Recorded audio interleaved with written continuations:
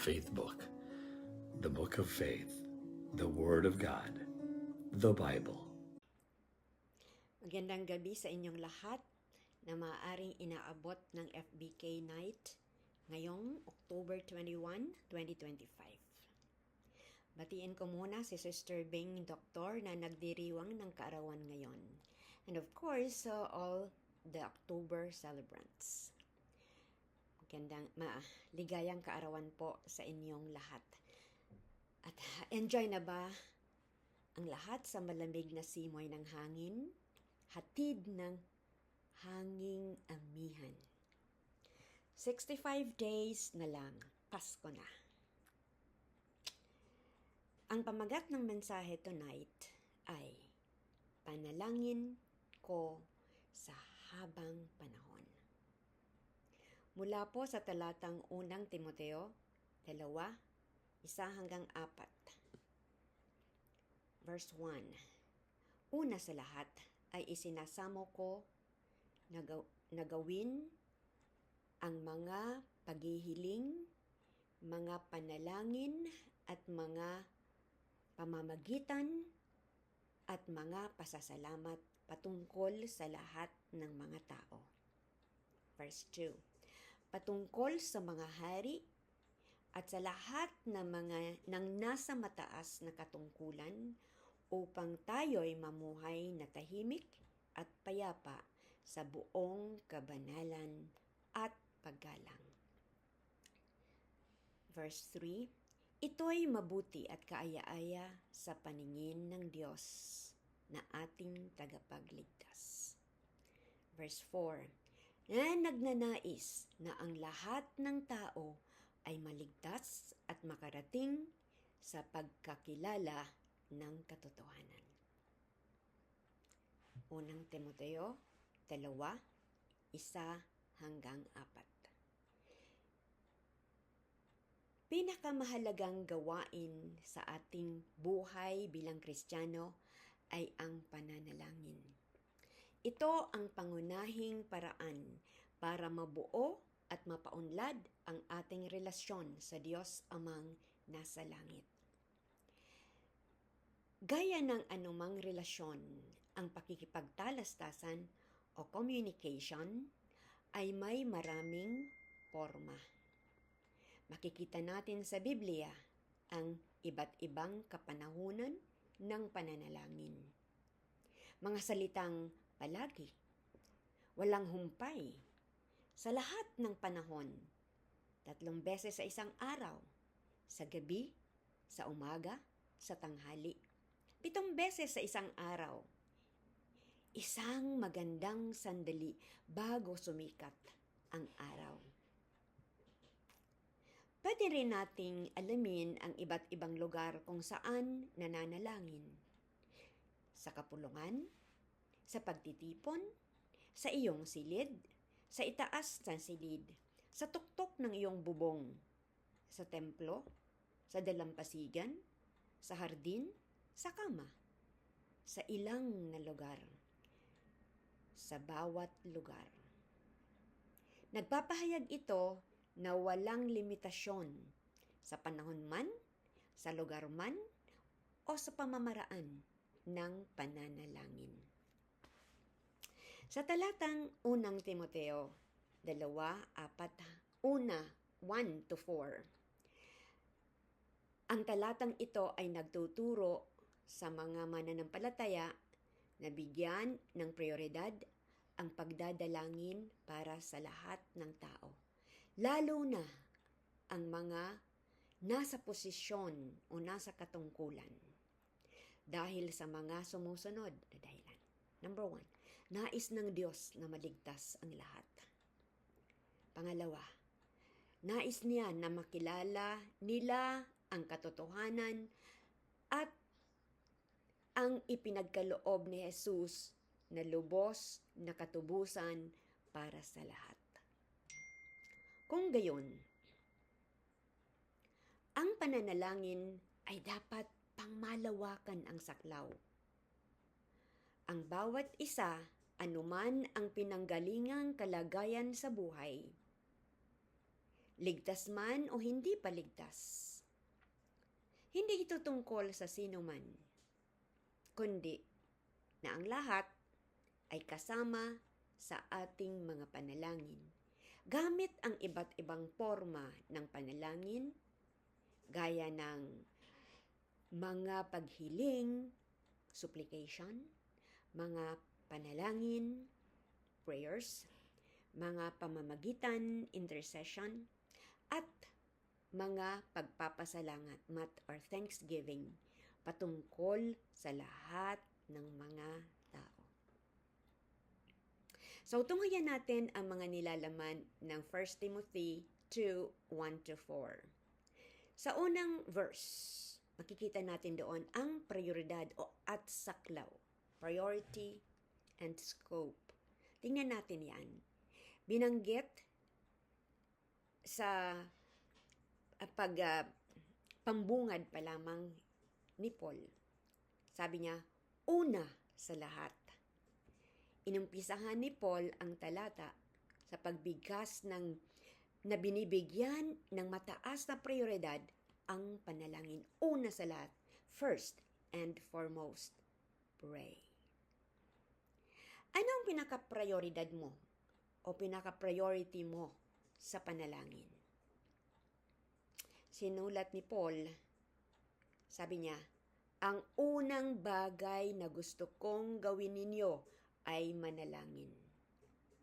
Manalangin sa lahat ng paraan na alam mo, para sa lahat na kakilala at di kakilala. Verse 1. Naipanalangin mo na ba ang mga biktima ng lindol, bagyo at baha?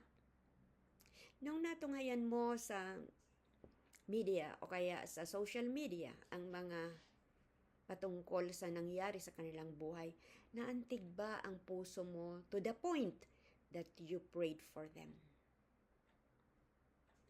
Naipanalangin mo ba ang mga victims ng digmaan sa Israel, sa Gaza, sa Ukraine at Russia?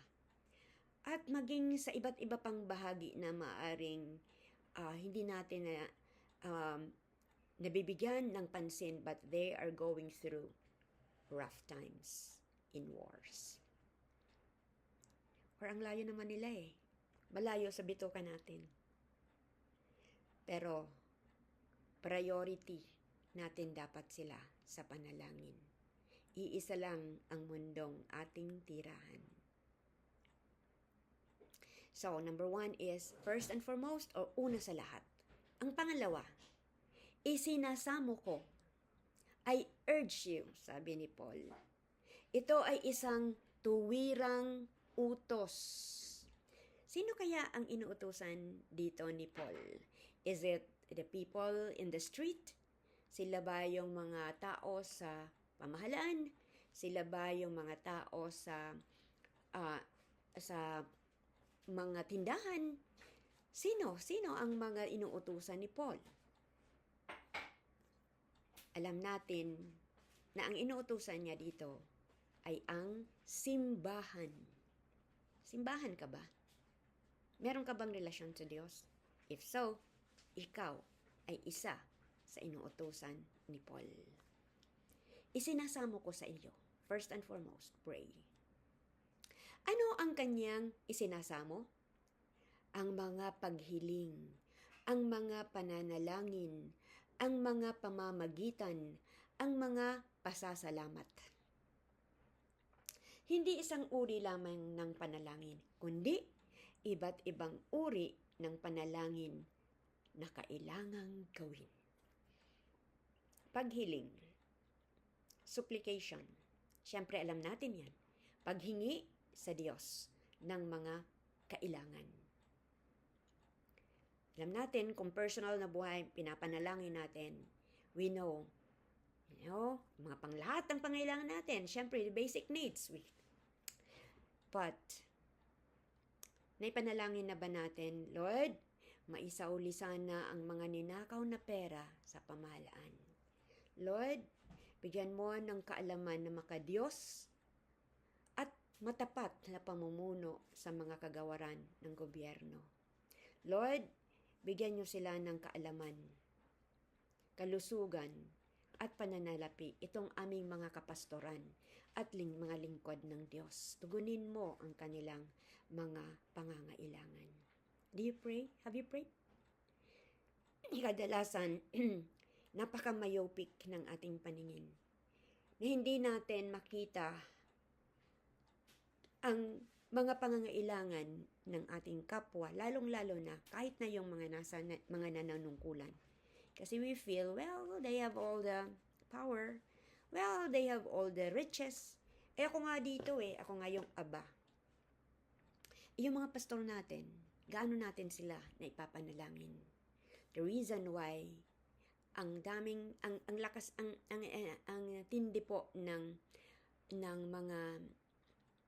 statistics ng mga nagre-resign ng mga pastors, it's because they have needs that the congregation failed to pray. Panalangin. Ano ang panalangin? Ito ang pangkalahatang katawagan sa pakikipagtalastasan sa Diyos, di ba? Every time we talk to God, that's prayer. Ang gusto lang natin dito bigyan ng diin ay paano tayo nananalangin? Sino ang mga pinapanalangin? At ano ang prioridad natin sa panalangin? Pamamagitan, intercession, pananalangin alang-alang sa kapwa. So, ang binibigyan natin, ang pinapanalangin natin ay ang ating kapwa. Kagalingan, Lord, sa mga may sakit sa na kapatiran. O maging ang hindi nasa kapatiran. Yung mga nakikita natin na nakikita natin sa ating mga social media na nagmamakaawa ng ating panalangin, do we pray for them? Minsan baby, minsan may mga kapansanan na anuman ang edad, minsan mga seniors, mga PWDs, do we pray for them? Naantig ba ang ating damdamin na manalangin pag nakikita natin sila? Lord, mga bahay po para sa mga nawala ng bahay dahil sa mga kalamidad. Naantig ba ang ating damdamin nang nakita natin ang kanilang mga kalunos-lunos na kalagayan dahil sa baha? Lord, kaligtasan para sa kaluluwa. Kung minsan, kahit na yung mga kapamilya natin, na yung alam mo na, yung matitigas na madala sa Panginoon. Nang hinawa na ba tayong ipanalangin ang kaligtasan ng kanilang mga kaluluwa kasi matitigas sila, ang kanilang ulo at ayaw makinig? Ang Holy Spirit naman ang mag-aantig ng kanilang puso. Ang gusto lang ng Diyos, ipanalangin mo that we become participants in the fulfillment of the events in personal life, in social life, o pangkalahatan. Kaparte ba tayo? Kaparte ba tayo ng fulfillment dahil tayo ay nanalangin? O walang na-fulfill dahil hindi tayo nananalangin? One day, susulitin natin ito sa Lord. Sasabihin natin kung gaano natin sila ipinapanalangin. Lord, ang mga kabataang naliligaw ng landas, mga nalilito sa sari-saring kaganapan sa kanilang buhay, do we pray for the young people? Kung alam lang natin, itong mga kabataang ito, ang daranas sa mga susunod na panahon, kung gaano kahirap ang kanilang magiging pamumuhay sa kapanahon ng yon. Do we anticipate for that and do we pray for them? Pagpapasalamat. Of course, alam natin. Pero nasambit na ito po ay yung pagsambit ng mga pasasalamat sa mga pagpapalang natanggap natin sa Diyos. But do we ever care to say thank you to God for dahil pagising natin kinaumagahan, wala na yung bagyo at sumikat ng napakagandang bonggang-bonggang sinag ng araw? Have we thanked Him for that? Have we thanked the Lord for yung simoy ng hangin na malamig? Ang sarap sa pakiramdam. Na ang tagal nating ikino-complain noon na ang maalinsangan ang hangin ng Kamaynilaan. But do we care to thank God for that? Or, nandiyan naman yan palagi. We tend to overlook. But we have to say but we have to give thanks to God. Even, lalo na po sa mga bagay na yan. Oh, have you ever cared to thank God that we are malusog kahit ganito na ang edad natin? Or, kasi may nakikita tayo, mas bata pa sa atin, pero they're into a certain issues ng kanilang kalusugan. Do we ever care to thank God for our health? So, first and foremost. Second, I urge you. Third, to pray different types of prayers. Fourth, para sa lahat ng tao. Ito ang pinakasentro ng katuruan.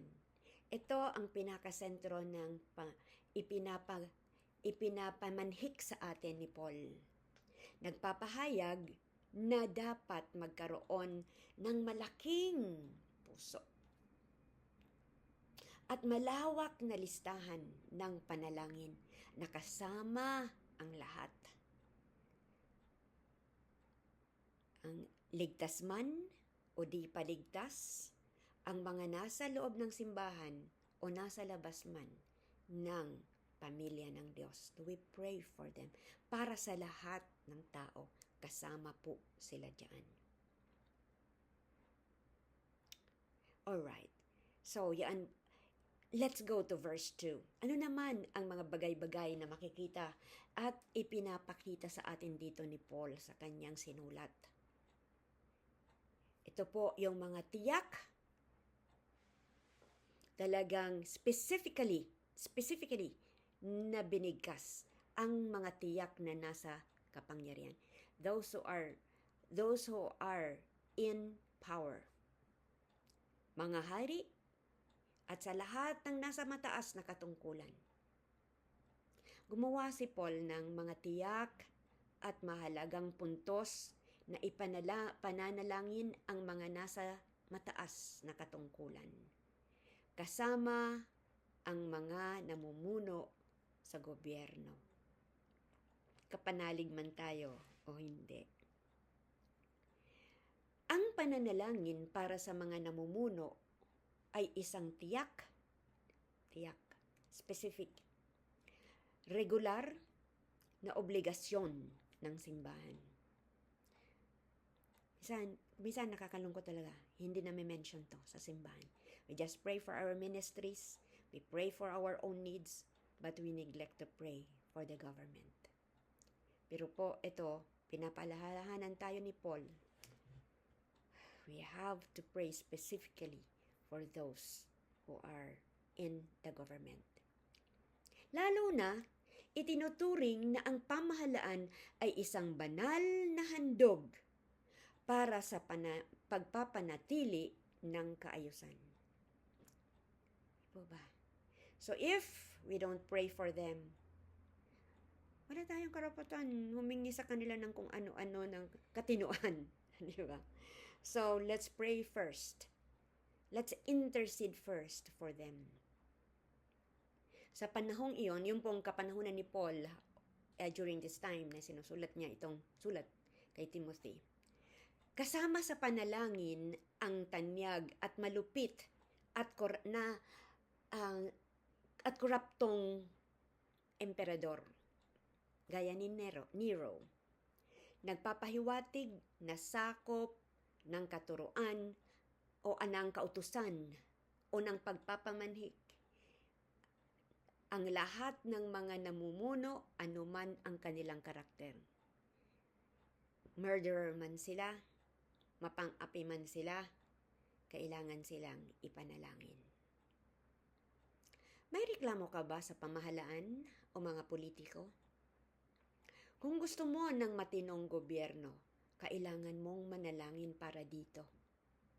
Inuuna ni Paul na ipanalangin ang mga hari at mga nasa katungkulan para tayo makapamuhay ng tahimik, payapa na may kabanalan at paggalang. Ang top priority sa panalangin ni Paul ay ang pananaig ng rule of law, pananaig ng batas. So, kung nakikita tayo ng kung ano-anong mga kabaloktutan, tanungin muna natin ang ating sarili. Do I pray? Priority ko ba sa panalangin ko ang rule of law ng aming bansa?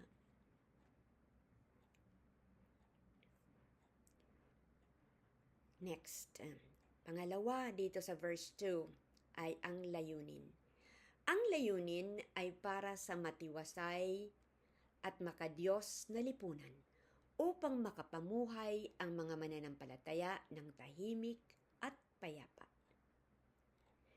Kung may mabuti at mapayapang paggogobyerno, mas madali ang paghahatid ng gospel sa iba't ibang panig ng mundo. Sa bansang katulad ng Pilipinas, kahit ganito ang kalagayan natin, kahit paano, malaya tayong nakapapanalangin. Sa maraming bahagi ng mundo, naghihirap ang mga tao dahil sa mapanupil at marahas na pamahalaan. Naipapanalangin mo ba ang North Korea, China, at ibang pang bansa na inuusig ang mga Kristiyano? Just the other day, nakita ko sa online, inuusig ngayon ang mga pastor, ang mga simbahang Kristiyano sa China. Meron pong namang mga nag-e-exist na mga simbahan doon. Pero kung ayaw mong mag-register, kailangan mag-register, at kung hindi ka mag-register, ikaw ay under surveillance at maaari kang ma-persecute o mausig ng pamahalaan. Maraming pinasarang simbahan at maraming ibinalanggo na mga pastor. Ipanalangin po natin ang mga Christian churches sa China. Hindi lang sa China. Kailangan nating mag-research. Marami pa po na mga bansa ang may ganyang patakaran. Alam naman natin yata ang mga bagay na ito. So, punta po tayo sa verses 3 and 4. Ano po ang batayan? Dito po ipinapakita ang batayan ng ating mga paniniwala. The foundation of our faith. Ang sabi doon, ito'y mabuti, verse 3, at kaaya-aya sa paningin ng Diyos na ating tagapagligtas. Ang katuroang ito ay makatwiran, isang bagay na mabuti at kaaya-aya sa Diyos. Siyempre, alam natin yan. We like that. We like that we are pleasing to God. We like na ang ginagawa natin ay kaaya-aya sa pananaw ng Diyos. So, ang pananalangin ay kaaya-aya sa Diyos. Ang Diyos na nagnanais na ang lahat ng tao ay maligtas at makarating sa pagkilala sa katotohanan. Ito ang pinakasukdulang dahilan kung bakit kailangang ipanalangin ang lahat ng mga tao. Dahil ang kalooban ng Diyos ay para maligtas ang lahat at makarating sa pagkilala ng katotohanan. Mahal ng Diyos ang lahat ng tao. Hindi niya ginusto na may maligaw at mapahamak.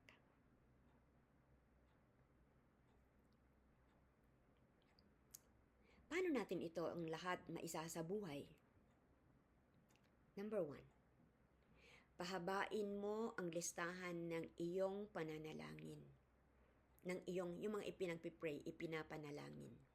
Huwag mong limitahan ang iyong mga panalangin sa mga matalik na kaibigan at pamilya lamang. Isali ang mga kapitbahay, dayuhan, maging ang ibang mga bansa. Di mo man kakilala ang iyong kapitbahay, baka one day tuturuan tayo ng Lord na katukin sila at kilalanin at nang maipanalangin sila ng maayos. Si Mama Luz, ang alam kong isa sa huwaran dito. Ang dami niyang kakilalang kapitbahay sa Lumiere na ipinapanalangin niya. Very good. Pangalawa po, ipanalangin ang mga namumuno. Banggitin sa panalangin ang mga politikong namumuno sa lokal, pambansa o pandaigdigan. Banggitin ang kanilang pangalan. Humingi ng kalaman, wisdom, kapayapaan, peace, at nang sila'y makapamuno ng may katarungan. Kahit hindi ka sumasang-ayon sa kanila. Kailan mo na ipanalangin si PBBM? Si VP Sara. Kailan mo sila na ipanalangin? Ayoko sa kanila. So, hindi ko ipapanalangin. Napapakindat ako kasi kung minsan hindi ko man talaga sila na ipapanalangin. Ipanalangin ang kaligtasan. Ipanalangin na ang lahat ng mga tao, kasama ang mga namumuno, ay makarating sa pagkilala sa katotohanan tungkol sa kaligtasan na matatagpuan kay Kristo lamang. Especially pray for those within your household. Pangatlo, idagdag ang iba't ibang uri ng panalangin. Huwag lang puro penge sa Diyos. Sumamba, magpasalamat, mamagitan, intercede, at ipanalangin ang lahat ng tao. Fourth, ituring ang panalangin na isang kagamitan para sa kabutihan. Ang pananalangin para sa mga pinuno ay isang paraan para mapaunlad ang kapayapaan sa kapaligiran na magbibigay daan sa gospel na maipamuhay at maipalaganap ng malaya. Lord, I pray especially for those in authority here in our country, mula sa national level down to the barangay, that the rule of law be established so that we will be able to live peacefully and godly. In Jesus' name we pray. Amen.